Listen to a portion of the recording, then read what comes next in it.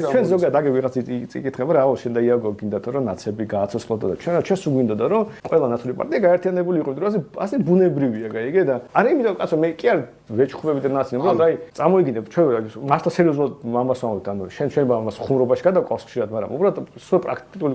ჭრილს შეხედე რომ მიშას ყავს თავის ელექტორატი არჯობია პარტიამ არ დახარჯონ ფული მიშას ელექტორატის გაყოფაზე და დახარჯონ ფული ქართულ ოცნებასთან დაპირისპირებას რა ხეირი მე ხო მიშას ელექტორატს ნაკლებად მუშაობ რა აი გვარამია დაუშვათ პატიოსთან დიშოვა 40 მილიონი ევრო ფული და ეხარჯა ქუცების წინააღმდეგ და არამედ თქვენთვის აეხიათ ხმები ხო ჯამში უკეთესი შედეგი დაიდებოდა ანუ ჩვენ მე პირდაპირ შემიძლია გითხრა რომ ერთიანი სია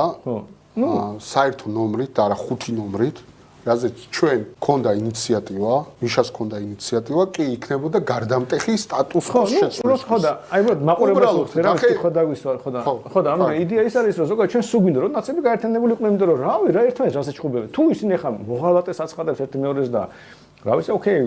გაერკვევიან მაგრამ თუ ამბობენ რომ ჩვენ არ ვართ ერთმანეთის მოღალატები რა ვიცი გადავლახეთ პრობლემები და მე პრობლემა არ მაქვს რავი ოპოზიციურ ველზე გასაგებს როთი დაიდება. ამიტომ ხუმრობით მაგრამ სულთა პრაქტიკულად სწორია კაცო. ეხლა ამოშომა გადაწყვიტოს მე რამდენი ხმა მოხსის და რაღაც, მაგრამ ხალხს მიშას აქვს ეს ელექტორატი რაც ვერ იზამ, ანუ